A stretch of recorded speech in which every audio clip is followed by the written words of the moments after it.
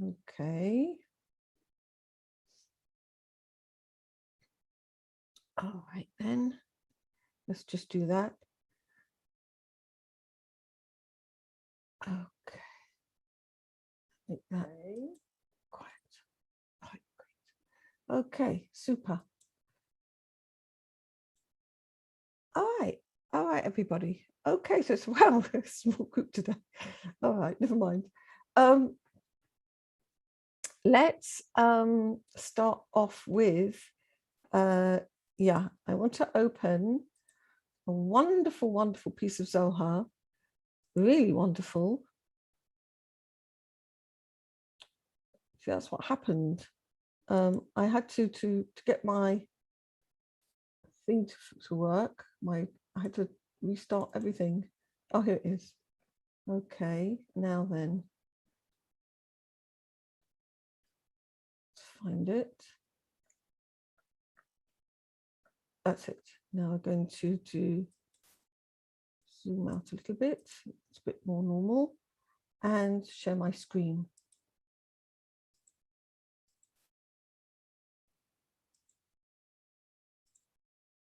There you go. Right. Okay, now this is a wonderful piece of Zohar. I learned it many years ago to start off with. And I go back to it very often because I think inside this article from the Zohar, we actually find out so much about ourselves. It's just really wonderful. It's called the 9th mitzvah. Now, what does that mean? The 9th mitzvah. Well, in fact, Rabbi Shimon Bar Yochai discovered or taught that in the very first chapter of Bereshit, in the very first chapter of the creation of Genesis, we have the 10 sayings through which God created the world. The first one is actually Bereshit bara Elohim et hashamayim et haaretz. In the beginning, God created the heaven and the earth. Okay. All right.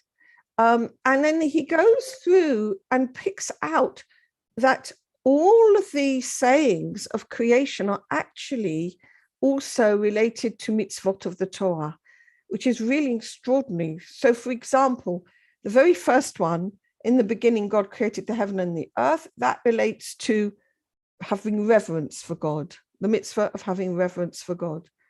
The second one, let there be light, is the mitzvah for loving God. And he goes through one by one like that. It's really, really extraordinary. Anyhow, he picks out 14, and he says that these are the 14 root mitzvot, okay? And in fact, all the other mitzvot are sort of stem from those. Now, at different times we can learn them. It's wonderful. But because, we Bereshit was this last Shabbos. The one that I want to look at today is, in fact, the 9th mitzvah, which deals with the creation of man. Why was man created? Okay, what does the creation of man involve? And the mitzvah associated with the creation of man is actually to give charity to the poor. All right, and this is what he says. Yeah, you can see that. Okay, so Pikuda Tisha'ah, the 9th mitzvah, Lemechan Miskanei, to give charity to the poor, Lemehavlon Tovpa, to give them food, Dichtiv, as it's written, Naaseh Adam B'Tzalmeinu Kidmutenu, let us make man in our image like us. Naaseh Adam, let us make man, B'Shutafa, in cooperation. Kalal Dachav v'Nukva, incorporating both male and female. B'Tzalmeinu, in our image, in our likeness. I forget which one is which actually. It means the rich. Tselem means the rich. Dumut kidmutenu, like us, means the poor. Okay. Yedida? So, yeah. I've got a question. Sure. When it says Naaseh Adam, yeah, there's Aleph Dalet, and then there's is that short for something else? Well, that's a very interesting question. You get these things in the Zohar, and I don't actually know what it means. They often seem to refer to names of God. Is Adam a name of God? In fact, it is. It adds up in Gematria to 45, and the equivalent to the name of God, which is called Memhe. So when they're written like that, with that abbreviation like that, it does usually refer to a name of God. Okay, so I think it's a hint, Naaseh Adam, that man has to come to the place where he is Adameh le'elyon, that he becomes literally in affinity of form with God, in an equivalence with God. And we're going to find out exactly what that means later on in this piece of Zohar. Yeah, that was a very good observation. So thank you. Thank you. You're right. Okay, right now. So this mitzvah, this 9th mitzvah, is to be gracious to the poor and to give them food. As it's written, let us make man in our image like us. Let us make man together, because he consists of male and female, in our image, the rich, like us, the poor. So, when you first read this, you think to yourself, well, that's very interesting, but what has giving charity to do with making man? And of course, when the way Rav Ashlag teaches is that every element is inside the person, we need to consider within ourselves that we have a rich part of ourselves and a poor part of ourselves, okay? So the rich part of ourselves has the light and the poor part of ourselves doesn't have the light. So if we're going to look inside of ourselves, what would that refer to? Well, inside of ourselves, as we know, we've got the body, or ego, the will to receive ourselves alone, okay? And we've got the soul, all right? So which part of that has the light? In general, the soul has the light, okay? And the body doesn't, okay? So let us make man. He's got to include the male and female. The male side is the aspect which is the giving side, okay? Because in the Kabbalah, the male refers to the one who's able to give, and the female is the vessels for receiving. You can see this in biology, okay, that the zachar, the male, is the one who gives the seed to the female. So that's an easy way around to remember it. So the male and female, the giver and the receiver, the rich and the poor, okay? So the soul needs to be gracious to the ego. Give to the ego. The ego doesn't have light of its own. It thinks it's got light. It thinks it's got light. It thinks it can, conquer the world. It thinks it can do that. But in fact, it's poor, because when it's using its will to receive for itself alone, it's got no light at all. No light in the sense of connection with God. All right? Reish Lamed Daled. Daham misitra de dechua atirei, umisitra de nukva miskanei. Kamo de inun b'shutafa chada v'chas da al da. V'yahiv dalada. וגם מיטיבו, הכי יצטרך באנש לטאטה, ומביא עתירה ומסכנה, בחיבור החדה, ומהב דה לדה, ולגום לעטובה דה לדה. From the side of the giver, the male side, okay, the giver, they're rich, so that's the soul, it can give light. From the side of the receiver, which is the vessel of receiving, okay, the ego, they're poor. Yet they need to be in one connection. They need to connect with each other. And this is what he says next.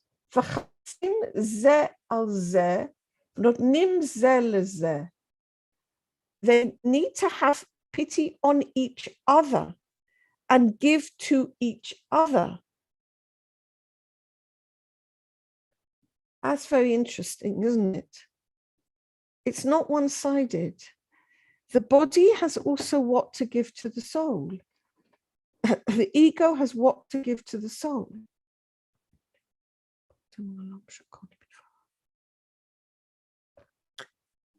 If it weren't for that, what would be the point of the soul coming into the body in the first place? Okay. What role has the ego got that it can give to the soul? Anybody want to call out anything you can think of?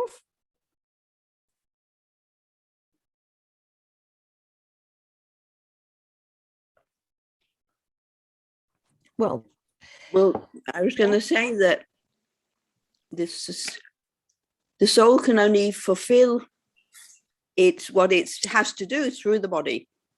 It can't do it without. Exactly. Its mission, or whatever you call it. That's right. It can only fulfill itself through the body. Okay.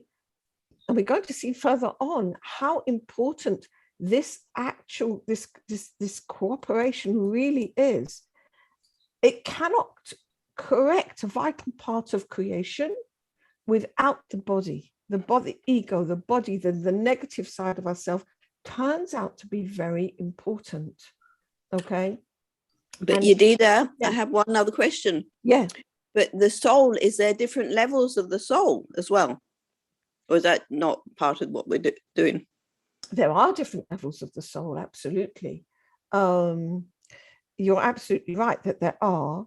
Here, I think, basically, it relates to any level of soul that a person has got, because the soul and the body, the ego, will always be in balance. A person has to have free choice, okay? Which means that his desire to do good, which comes from the soul, will always be balanced by his negative side.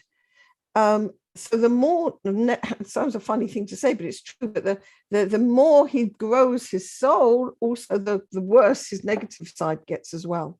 Okay, so that he's always in balance. Okay, so yeah, you're right. According to the work a person does, more and more soul will come in, and then he's given more and more work to deal with. Okay, so I think for any individual person, they will be in balance, how much soul and how much ego he's got to deal with. Okay, and they need to give to each other.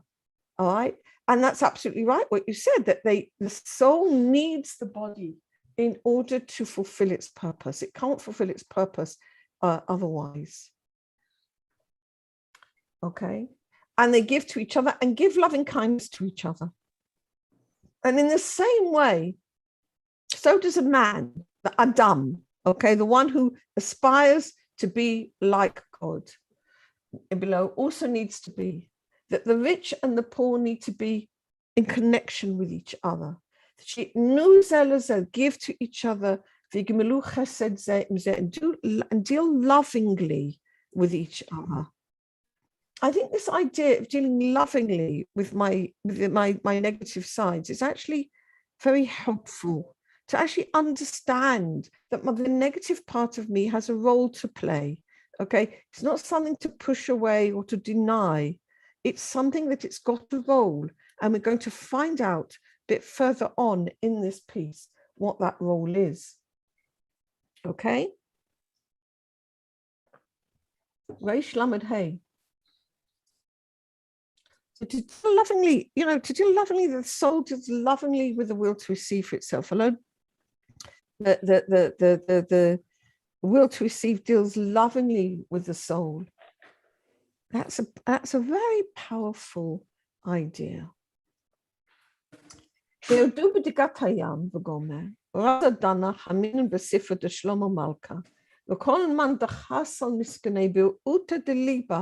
לא משתנה דיוקנה לעולם, מדיוקנה דאדם הראשון. וכיוון דדיוקנה דאדם מתרשם בי שליט על כל בריין דעולמה, והוא דיוקנה. כמו שכתוב, ומואכם וחיתכם יהיה על כל חיית הארץ וכו'.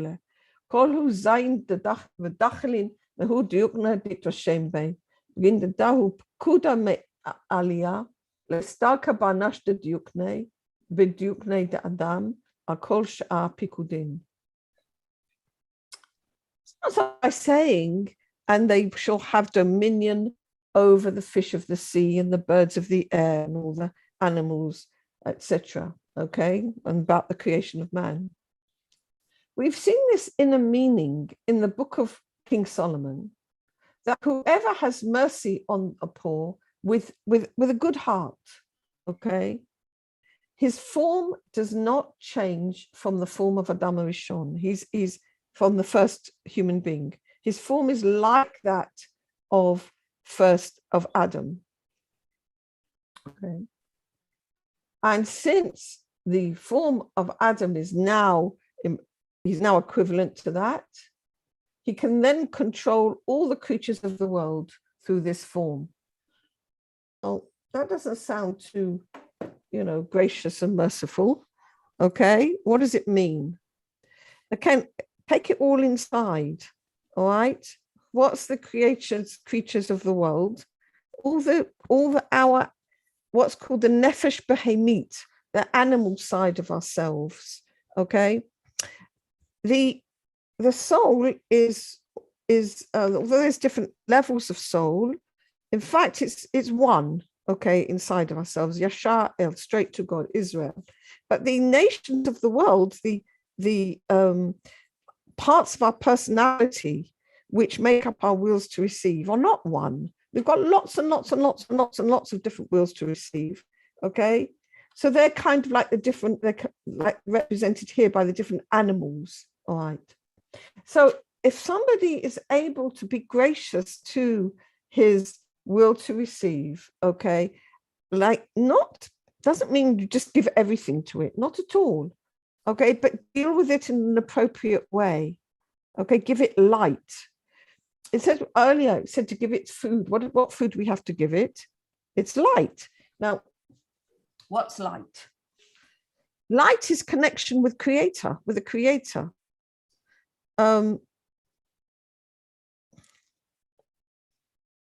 The will to receive for itself alone, in its original sense, in its primal sense,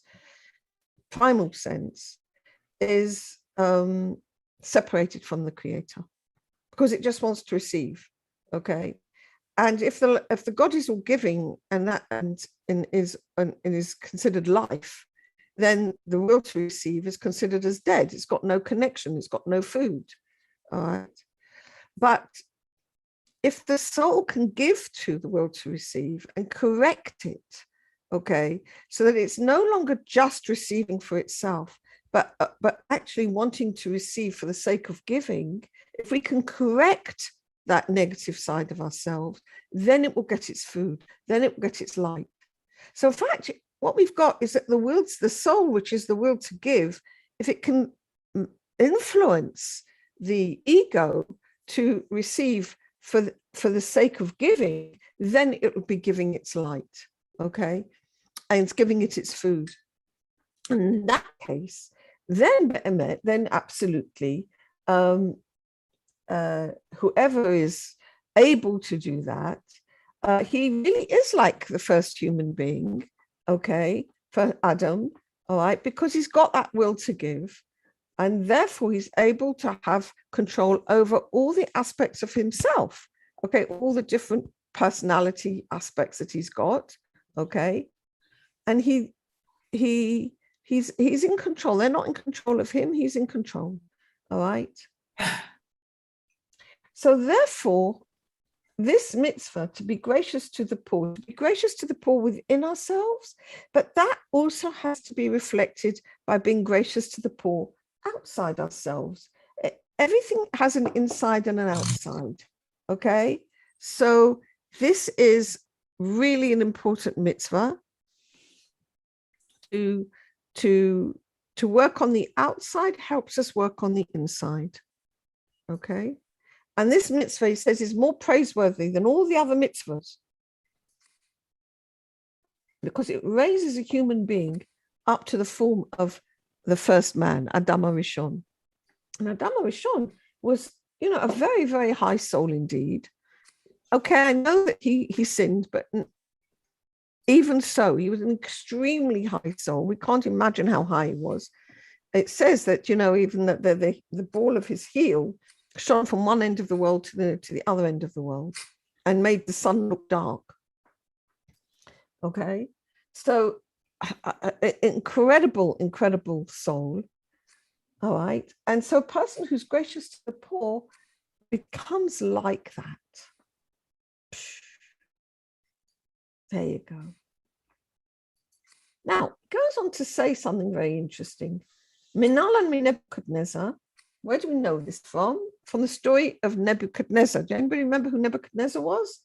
He was the king of Babylon who came and destroyed the temple, unfortunately. Okay, and he came a few times to Jerusalem and laid siege.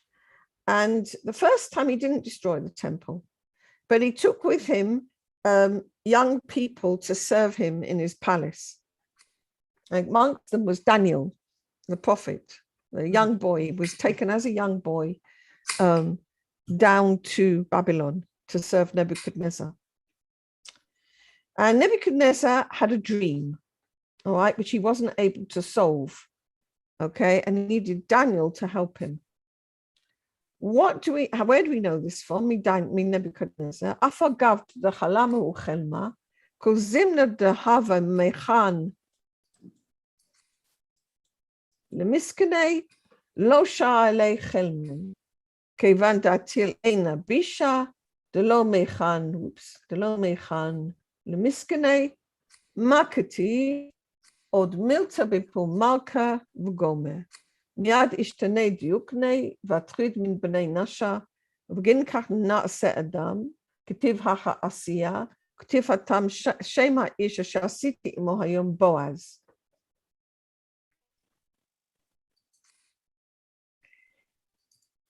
Where do we know that the mitzvah of giving tzedakah is such an important mitzvah? We actually know it from the story of Nebuchadnezzar, is what the Zohar tells us. So what happened with Nebuchadnezzar? Well, one night he had a dream, okay? And it was quite a dramatic dream that actually had a couple of dreams, but anyhow, this was a dramatic dream in which he dreamt there was this big tree, okay? And there was this big tree, and I think the dream said that the tree got cut down, and something about an animal and be wet with the dew, and it was going to be 7 years. But the tree would not be completely destroyed. It would still have the last bit of the tree. I can't remember precisely the dream, but it's possible to look it up. All right. Anyhow, so it was a very frightening dream. And he didn't know what it meant. And along comes, so he calls all his wise men and nobody's able to interpret it. And then he calls Daniel, and Daniel fasts and prays, and he gets the answer to the dream from God. So he comes to the king, and the king says, tell me the answer to my dream. And Daniel was very afraid to do so, because it's a prophecy that something very bad is going to happen to the king. And the thing that was going to happen to him was that he was going to lose the form of a human being, and he was going to be sent off into the forest, and he'd be his hair would grow very long, like an animal's, like a fur, and his nails would go long like an animal, and he'd be have to get his food in the forest, and he wouldn't be a human being like a human being anymore.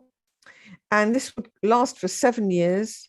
And then he would be able to come back again. And so Daniel was very scared to tell Nebuchadnezzar this dream, what was going to happen. Nebuchadnezzar said, don't be afraid, just tell me. So he tells him. And so he asked Daniel, what can I do about this? What's possible to do? So Daniel said, look, as long as you give to the poor, the dream won't happen. Okay, this won't happen. But the moment you don't, then that's when the dream is going to happen. So he did. Nebuchadnezzar put aside money and he gave it to the poor, and he kept giving to the poor, and everything was fine. And then one day, what did he do? He went up on top of his roof of his palace, and he called out, "I'm the greatest, Nebuchadnezzar. Everything belongs to me. I'm the greatest. I'm the greatest."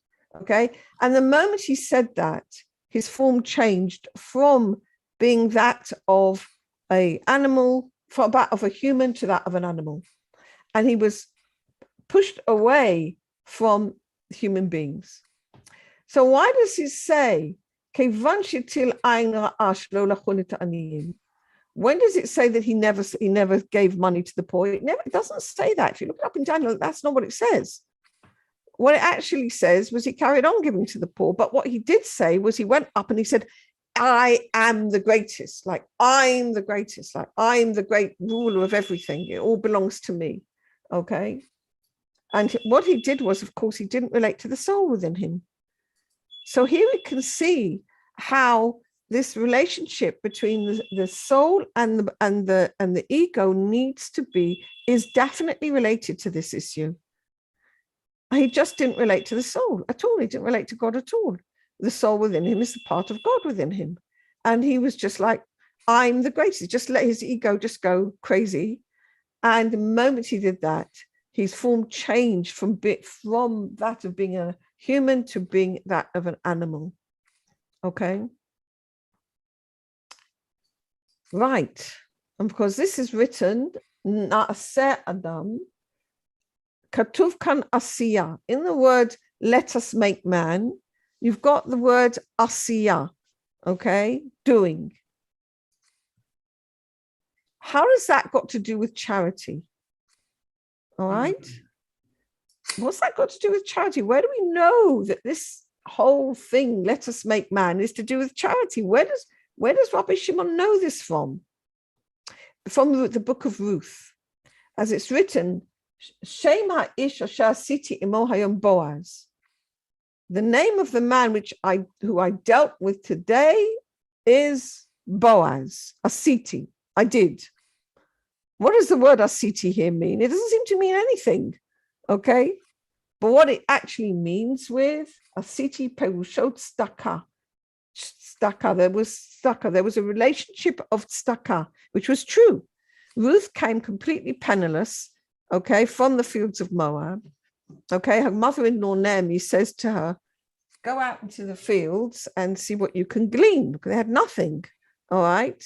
So she goes to the fields of Boaz. And if you remember the story, Boaz is very kind to her, and he lets her glean after the reapers, okay, and sort of gives her a little bit extra as well, because he appreciates that she's not Jewish, and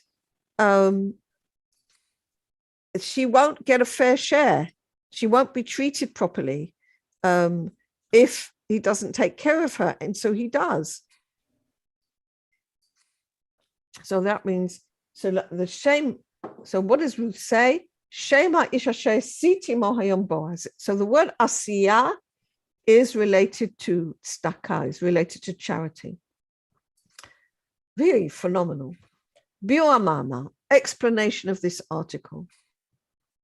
Yesh lavin advim. We need to understand these matters. Im omnam mevu'ah bekatuv briat zachar v'nukva, d'hainu atirei miskanei, aval ein kan remez klal she'atirei tzrichim le'rachem al miskanei lefarnasam. Even if we say that the explanation of the word na'aseh adam, let us make man in the plural, means both male and female, okay, and that we said means or that God created both male and female. It says that specifically in the text. All right, God created both male and female. He created them. Nowhere does it inform. And even if we interpret that as meaning the rich and the poor, Nowhere is it hinted that the rich need to give to the poor, to have mercy on the poor, and to give them their sustenance.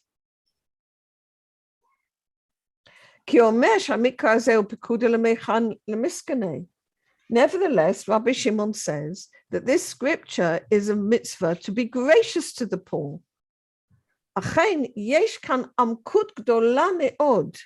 But in fact, it's dealing with something very deep indeed.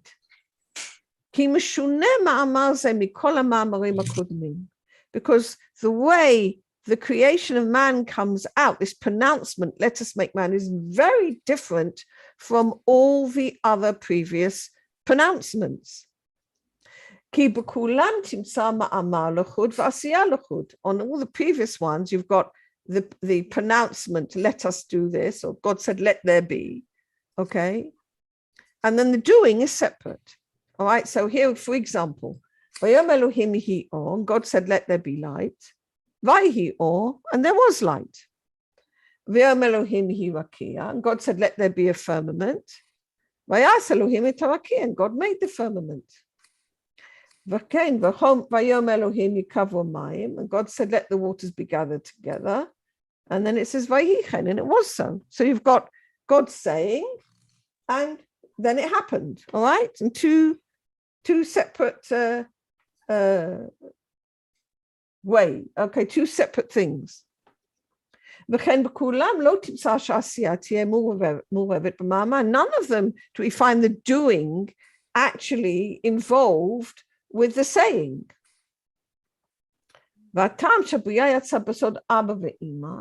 And the reason is that the creation came out where in Abba ve'ima is a particular level, spiritual level in Kabbalah, in the Partsufim, in the spiritual entities. It's actually Chochmah and Bina, all right? Abba says, and Ima does, okay? In another part of the Zohar, it's related like a king and a craftsman, okay? So the king says, I want you to do this, and then the craftsman goes and does it, okay? That's the idea, all right? And goes on to say that the Chochmah gives the light to Bina, and then when the light is in the borders of Bina, then it can bring it out into from the potential to the actual. Okay, so it's like the Chochmah is the potential, okay, and Chochmah on its own cannot bring out the creation in actuality because he doesn't have within it borders, okay, which can bring it out into a form. A form has to have borders, okay, so the actual reality has to have borders, okay. And since Chochmah is only in the aspect of a potential, okay, you can't possibly make it on its own can't have any actuality of doing, all right? Can only say, let there be. But when we come to the creation of man, it's written in that article itself, the language in the pronouncement of let us make man, it's written doing, okay? And God said, let us make man. So that's one thing that's different. And the other thing that's different here is that it's in the plural and it's not says, I will make man, okay? And there's lots of midrashim about this. You know, did he consult the Torah? Did he consult the angels? There's lots and lots of different midrashim. You know, what does this mean? Let us make man. Did God need to consult anybody? What does it mean consulting somebody? All right. So these are all questions that Rabbi Ashlag is asking here. So now he's going to explain something which I think is amazing. And the issue is, כי קודם בריאת עולם התיקון היה שבירת הכלים, בזין תחתונות בעולם הניקודים, כמו שכתוב, וזה לשונו, ברא עולמות והחריבן עד שבא העולם הזה, ואמר דין הנעים לי. The issue is that prior to the creation of the world of Atzilut, okay, there was the breaking of the vessels, okay, and it took place actually in a world which is called the world of Nikodim, which is, I'm sure, something you've never heard of, because it broke. Dita, I'm having a hard trouble understanding. The internet's breaking up. Oh no, really? What about everybody else? Is it breaking up for everybody? No, I'm okay. Fine. Okay. Diane's okay. Nicole, maybe it's your internet then? I don't. Everybody else okay? Yep, I hear you just fine. Okay, great. So, all right. So thanks, Lauren. So listen, Nicole, I think might be your end. Okay. All right. So let's hope it gets better. All right. So basically what he's saying is that there was the breaking of the vessels. Maybe, I don't know. Okay. Well, sometimes these things get worse and get better again. So anyhow, before the creation of the world of Atzilut, there was the breaking of the vessels. And there's a midrash which said God created the worlds and then destroyed them until he created the world which pleased him.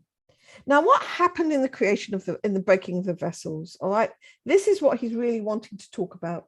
He says, in the breaking of the vessels, then holiness got mixed up with the evil, with the klipot. All right, and then needed to come forth a way of clarifying what is holy and what is profane. All right. And this is actually what happens, because he clarified the sparks of holiness from the klipot. And according to the clarification of holiness, that is the way the worlds were created and everything that is in them. All right. So we've got the fact that in the breaking of the vessels, the evil and the good have got mixed up. Okay. Now we've got to sort it out. All right. What is holy and what is not holy? What is holy and what is evil? How can we going to sort this out? All right. So he says, the way the world was created, a lot of the sorting out and clarification already took place. Okay. And this is what he says. What you find in all the work of creation is the issue of differentiation and clarification. For example, God divided between the light and the darkness. Likewise, he differentiated one lot of waters from the other lot of waters. He differentiates between the water and the dry land. Okay. And likewise, he differentiates between all the different types of grasses when it says, let the earth bring forth the herbs, etc. Likewise, he differentiates between the governance of the day and the governance of the night.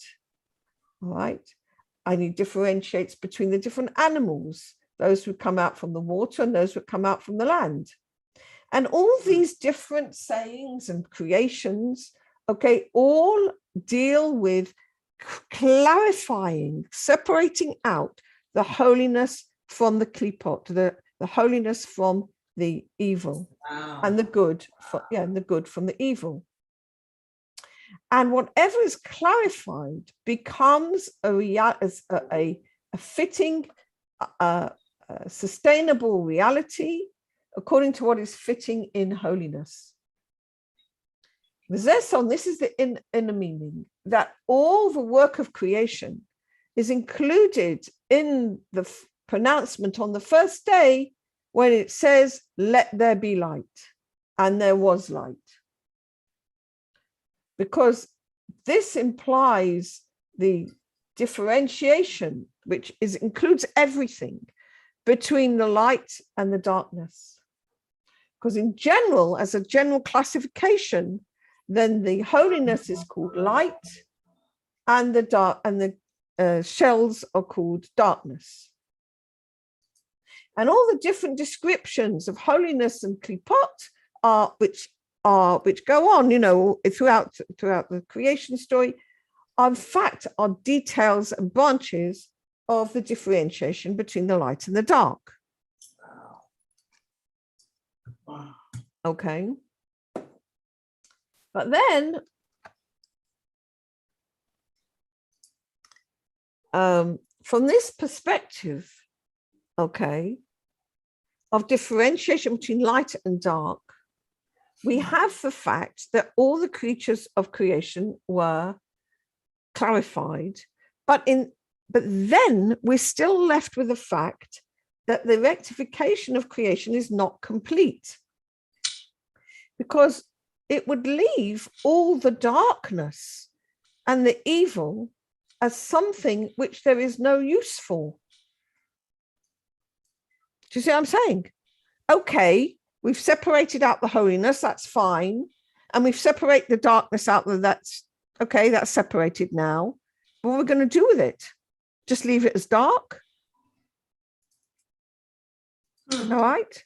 And it looks like this, that all the darkness is something which we've got no use for, no need for, no way of dealing with it. And that is not appropriate to God's perfection. Because the correction of creation cannot be finished except in the meaning of what is written, that the darkness shall no longer be dark from you, but the darkness shall give light. Okay, the darkness should give light as become like light. Okay, I've forgotten the full verse. I'm sorry, and I know that I know from experience that particular quotation is not, it's the source is not quite right there, but anyhow, I can find it off you afterwards. It's in Psalms. Okay, that the darkness shall no longer be dark, but will give as much light as the light. All right, that's what it means. So that's what we've got to get to. We've actually got to get to a situation where not only is the holiness and the dark separated from each other, not in a muddle, but now we've got to correct the dark. Otherwise, part of creation won't be functioning. So how are we going to do that? Mm-hmm. So in order to correct this, the human being was created. Because the human being contains everything, includes everything within him or her, from the ultimate of evil to the ultimate of good. And it's through the human being that the end of the tikkun can actually take place in its complete fulfillment. Because only the human being can transform the evil to be good and the bitter to be sweet, and the darkness shall shine as the light, and death will be swallowed up forever. And then God will be king over all the earth. Therefore, because of this, because the human being has to come out differently from all the other aspects of creation, all the other aspects of creation we discovered are either holy or profane, one or the other, okay? But the human being's got to have both. And this is the reason why the creation of the human being comes out with a tremendous difference from all the other sayings of creation, all the other pronouncements of creation, which, okay, for here, the doing is actually involved in the words itself, in the pronouncement itself. Why is that? Because it comes from Bina and not from Chokhmah. And that's why and Bina said, let us make man, because it's talking about joint action here, okay? Cooperation. What happens? Because the Malchut, Bina is the aspect of compassion, the attribute of compassion, and she joins with the attribute of judgment. Okay, so you've got both. You've got the attribute of compassion and the attribute of judgment. Okay, when judgment combines with compassion. All right. What's the judgment referred to? The malchut. The malchut is the will to receive. Okay, the ego bit. And the bina brings the soul bit. Okay, so they both got to be together in order to create the human being. Okay. For the malchut of Atzilut includes everything. Okay, as it says, as the scripture says, and his dominance, his sovereignty it rules over everything. Because she also, the malchut also gives food and gives existence to the forces of evil. Because if that were not the case, then the evil would not have any power to be present. Okay, and then we couldn't correct it. A person can't correct anything if he's not got it within himself.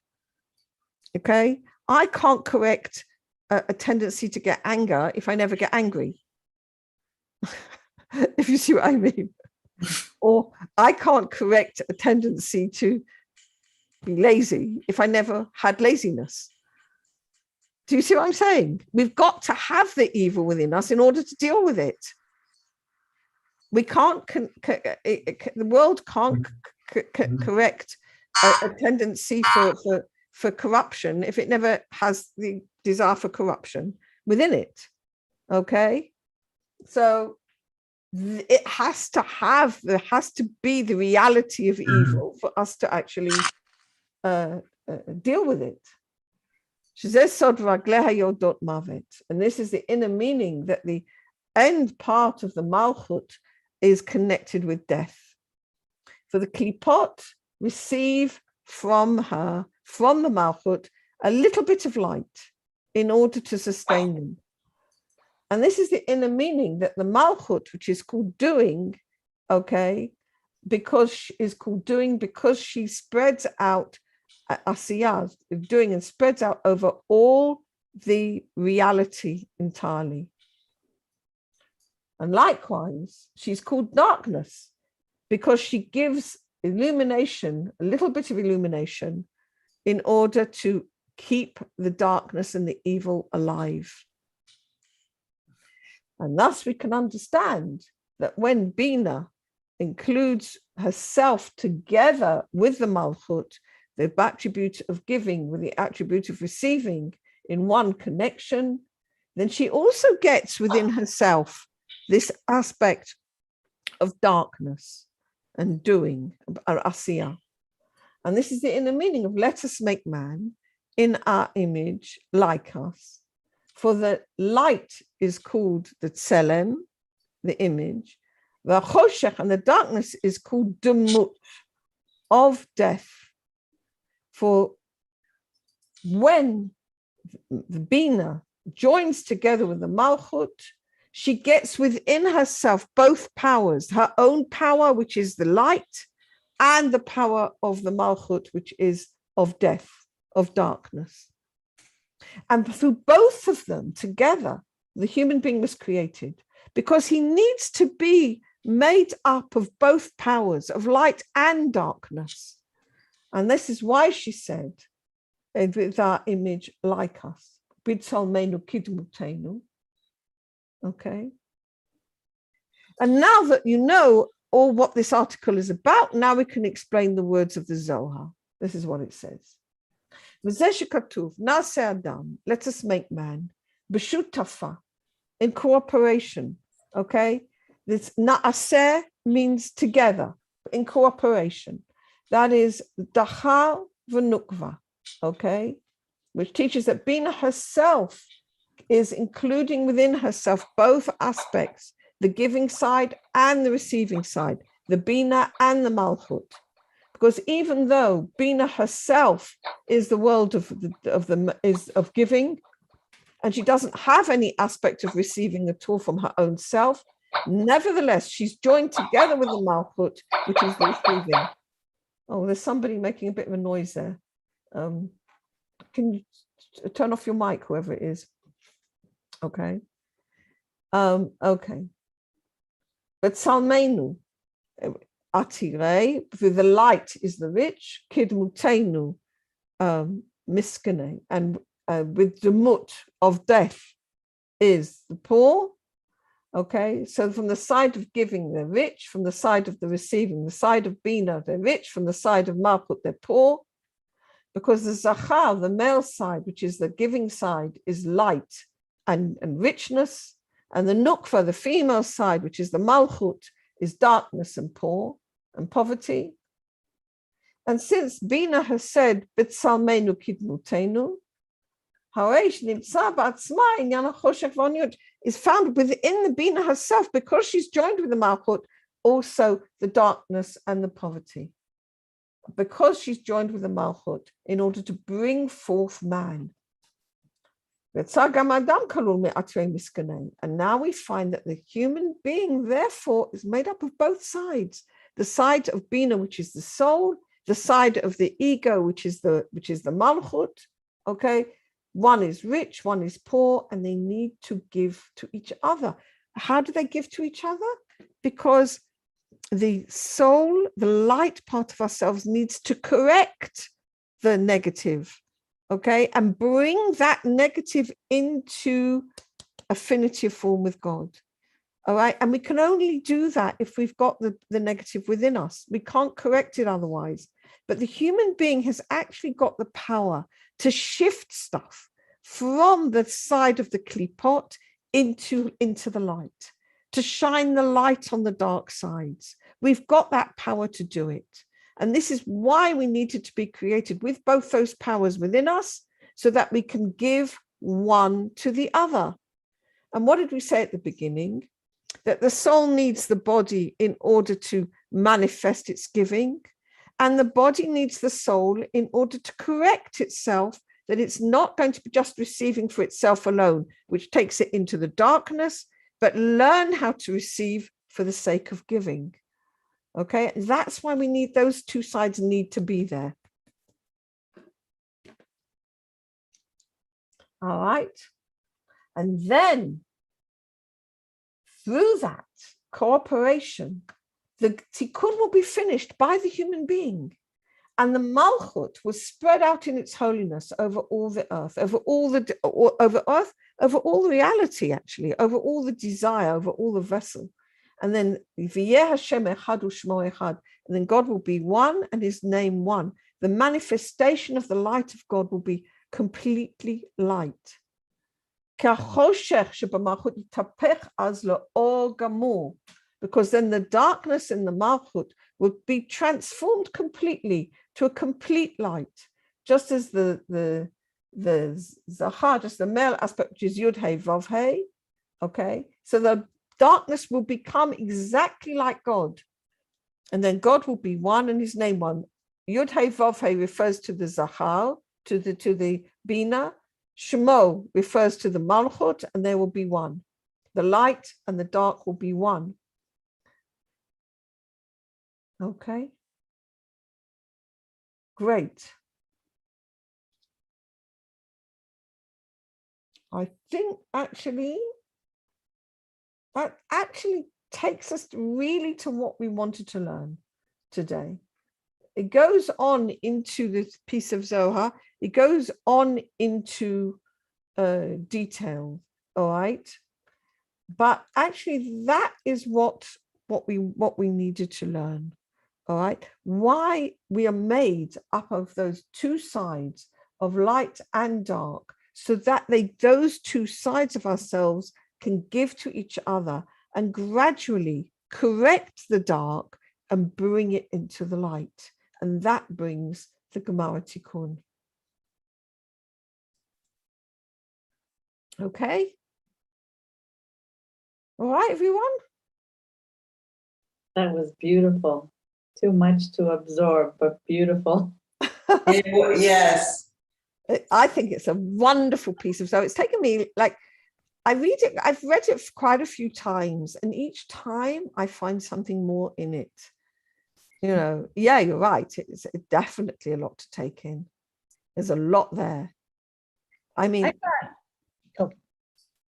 I got that Bina and Malkut combined together to make the light that corrects the dark, gets rid of it for good. But I didn't get exactly how Bina and Malchut do it.